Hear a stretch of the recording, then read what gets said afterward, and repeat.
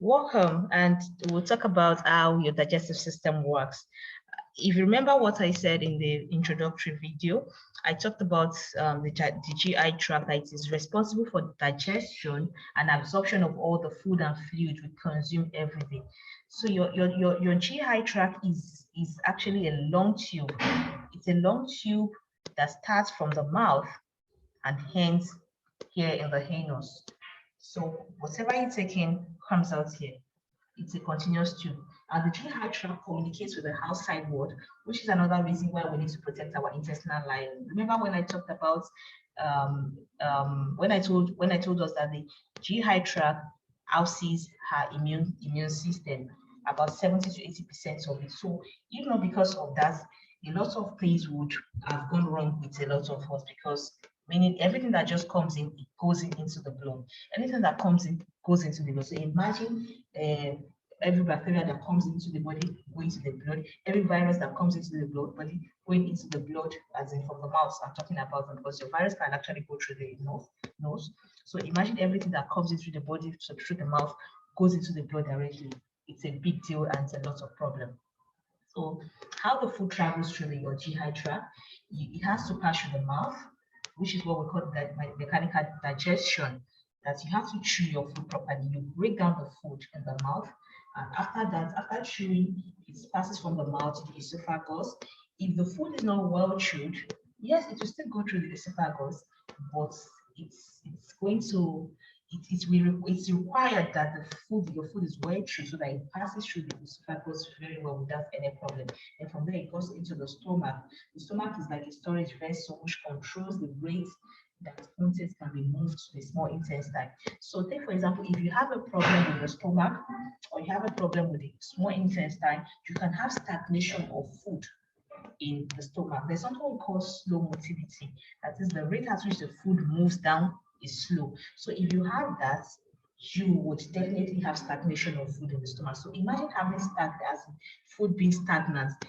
Imagine having maybe a pool of water stagnant somewhere. Over time, it becomes, bacteria begins to grow on it, and putrefaction starts occurring there. So a lot of things goes on with the stomach, and that is actually where some of our problems start from, like acid reflux and ulcer, because you are not properly digesting and the food is not moving down as it should move.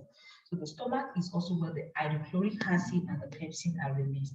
Remember in secondary school, the acid rate, the hydrochloric acid, the acid rates of this, the hydrochloric acid rate is about 1.5. So that is to tell you that the stomach is very, very acidic. And when this part that is ballooned out is actually called the stomach.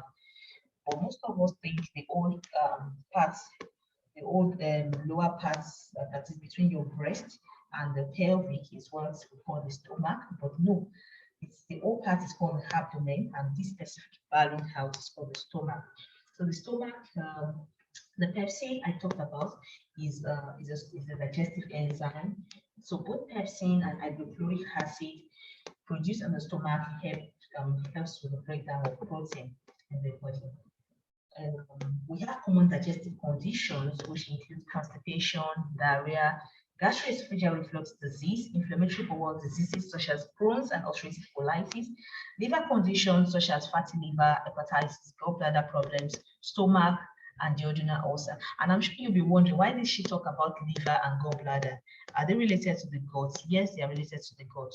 They have a connection. So esophagitis, pancreatitis, gastroesophageal infection, diverticular disease, and hemorrhoids. So now here is a chart that talks about eating.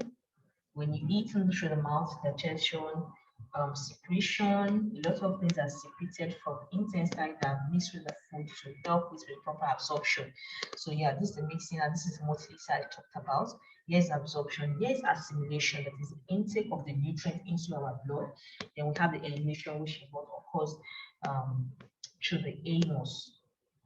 So now we're going to talk about the function of the digestive system.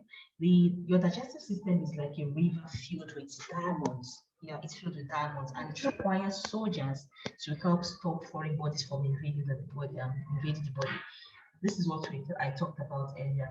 Just imagine your digestive system like a river just in your head. Think about a river that is filled with diamonds and the government knows about it. Definitely the government would want to put soldiers, armed men around this diamond so that nobody comes there to steal them. Do you understand? So this is what is happening. So your gut is also like that.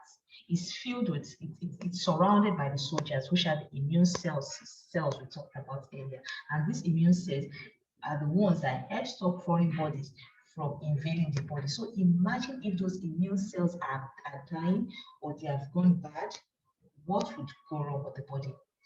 During the course would highlight some of those things, such as leaky gut. So I also talked about it earlier that it houses a colony of microbes that are known as gut microbiota, and this communicates with our human cells that helps have the ability to shift our mood. The gut also runs our metabolism. It brings nutrients to our body. It makes vitamins. Note that your guts make vitamins too and communicates with every other cells in the body. Then when this function is out of range, we feel tired. Imagine when all these functions I mentioned are out of range, we feel tired and sluggish. We can't think clearly. We begin to have symptoms that can develop into full-blown diseases. So now here's the mouth. The mouth is for chewing and liquefying the food. We have the salivary glands that are located under the tongue. They produce saliva and it contains amylase and lipase. And now I want you to, even if you're not going to take anything out of this program, I want you to know this and open your ears very well. I'm going to talk about carbohydrates. You know, carbohydrate digestion actually starts from the mouth. So immediately you don't chew that food properly and you bypass it, you just swallow that eba or hada amala. I used to do that and it goes into the esophagus, it goes into the stomach. You have disrupted that phase of that food. Like you have chattered it because digestion should actually start from the mouth. When you chew it properly, because and why do I say that? This is because amylase that helps with digestion of carbohydrates, lipase that also helps with digestion of fat.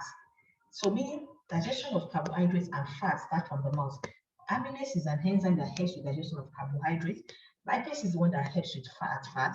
So meaning if and these are produced in the saliva, and this saliva comes from the salivary gland that is under the tongue.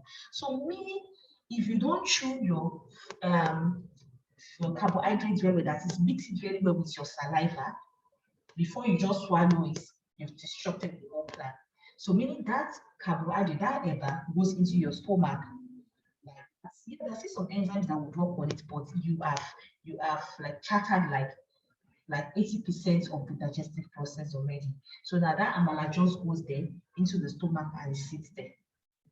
And yes, the uric acid helps to break it down, but the proper digestion needs to start from the mouth so that the nutrients, everything you need to get from it starts working from that, start getting them from that place. Now this is the esophagus.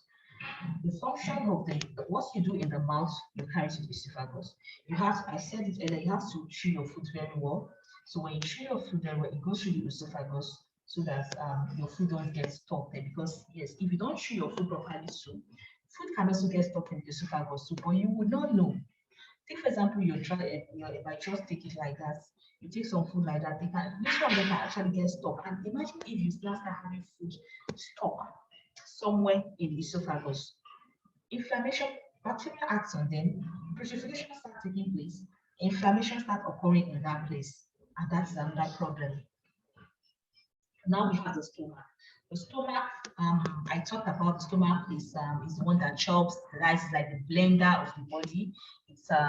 I talked about that it produces the HCl and the pepsin already. So if the mucosa of the stomach breaks, hydrochloric acid can make a hole in the stomach lining causing gastric ulcer, and the bacteria Helicobacter pylori is the main cause of disrupted mucosal lining and stomach ulcer. So if you have Helicobacter pylori, Helicobacter pylori can actually break down the mucosa because the stomach. Here is a picture of an inflamed stomach. Here you can see that red part. So the Helicobacter pylori can actually, the stomach is lined with mucus also. Like that mucus that comes from our nose, even thicker one is lined with it and is a protective mechanism. That is the way it is. All through all GI tract they are lined like that. So, but this Helicobacter pylori is terrible. It can actually break the lining. And when it breaks the lining, a lot of things that happen and ulcer can coming from that place. So the stomach also, when you have this also, that when you have I also said that it's part of your intestine also produce some nutrients and all of that. So like low vitamin B12 would lead to pernicious and anemia. Then we have the small intestine. The small intestine connects the stomach and the large intestine. The small intestine also breaks down food using enzymes made in your pancreas and bile from your liver.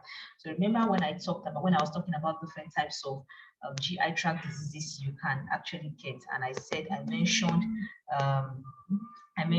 that fatty liver, I mentioned some liver issue that this is the reason. So the small intestine also absorbs almost all nutrients you get from the food in the bloodstream into the bloodstream. So imagine if your small intestine is not working properly. It becomes a problem. Meaning, so a lot of us are not even absorbing the food, they are not absorbing the nutrients we get from the food we eat every day. So the small intestine has tiny like finger-like projections called villi. These are the things you can see here. They have their vessels in them.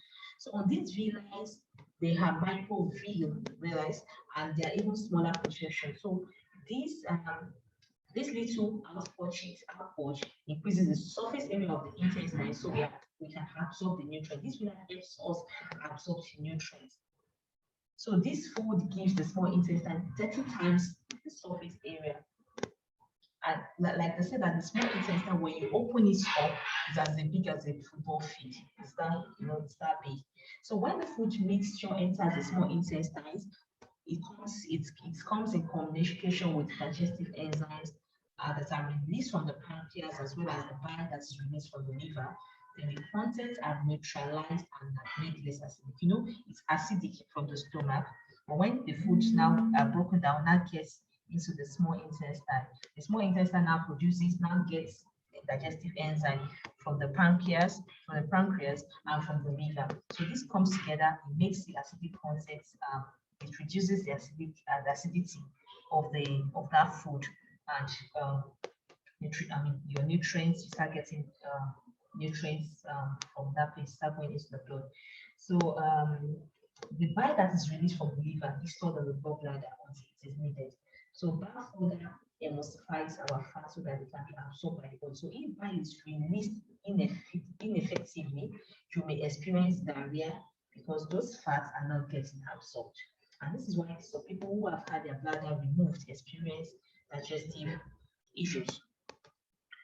So now we'll talk about the large intestine. The large intestine is the one that comes after the small intestine. It's like a U, it's like an inverted U. It absorbs the food that has been the food that came in from the stomach to the small intestine. The small intestine has dissipated its own nutrients into the blood. So the remaining parts of that food comes into the large intestine. So the large intestine removes, there will still be water in it. So the large intestine is one that removes the water, it absorbs the water from the remaining indigestible food matter, and it makes it compact, which becomes feces. So the large intestine connects the stomach and the large intestine. And the large intestine is the largest home for bacteria in the large intestine. So meaning you have to take good care of your large intestine, because this is where this is where the bacteria lives in. So there are factors. So what are the factors that can disrupt the microorganism population of your large intestine? Antibiotics, stress, parasites. So meaning these three things you have to, I'm not saying you should not take antibiotics, but you have to, because antibiotics are actually needed in some situations. You only need to take them when it's needed, not when you have diarrhea, you have one small issue, you've gone to the chemist to buy what's it called, flagy, you've bought Septrin, you've bought Augmentin, Rocephin, and the likes. You understand? And stress too is another major problem that we have today. Stress can also disrupt your gut microbiota. Then parasites can also disrupt your gut microbiota too. Now we have the anus too. The anus is the opening where the digestive tract ends. It's an exit. The problem with the anus could be hemorrhoids, abscess, fissures, cancer. These are the things that can occur with the anus. So this is okay. So yeah, this is where the slide ends. So the point here is that from your mouth to your anus, the GI tract, you have to take proper care of your GI tract. So in other slides, we would get to where we'll talk about how to take good care of your GI tract. Even if you don't have any of these GI issues already and you have people around, you need to put them through on how to heal their GI tract first so that they would not come down with issues later in life. Do you understand? Thank you for listening.